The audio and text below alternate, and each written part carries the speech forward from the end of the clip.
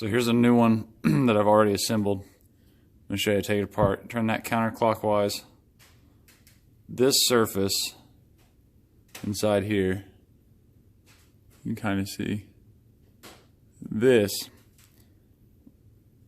rides on the inside. I don't have enough light to really see down in there of the one-way bearing. I'm going to take this out and then I'll show you the other side. I'm assuming this is the part that everybody's complaining about how to get it apart or how to get it together. There's a bearing in there. You usually don't have to do this on old ones because they just fall right out. Can't quite get a hold of it.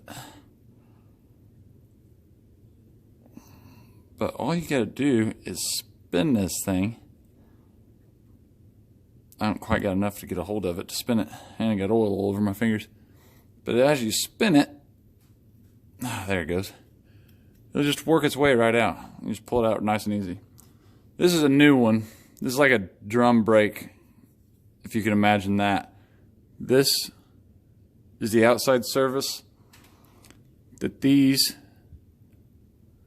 push out and grab friction on, create friction, and turn the crankshaft. This is the inside one. This is driven by your starter. This race here sits inside there. That's what turns and engages these clutches. Make sure I put that down right. This is the old one that I'm replacing. You can see down in there how badly worn that is.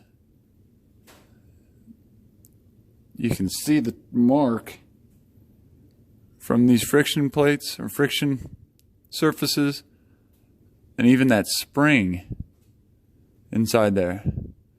So I think the reason this one is failing is just because of the surface area.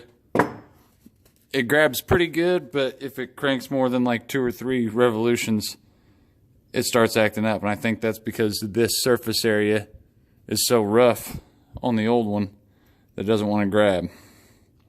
But Honda will have you measure this too. That wears out. Mine's like right at the border. Then all you gotta do, get that started, turn it counterclockwise, and it'll just slide right in. You just gotta get it started. This is the old snap ring. It's super thin right there. It almost cut me whenever I first took it apart. This sits inside here on this one-way bearing.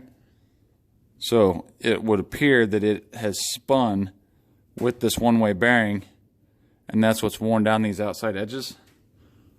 And I think that was also contributing to it not being in the exact right position. So I got a new snap ring too. It was only like $2 anyways, so why not? Just drop that bad boy in there.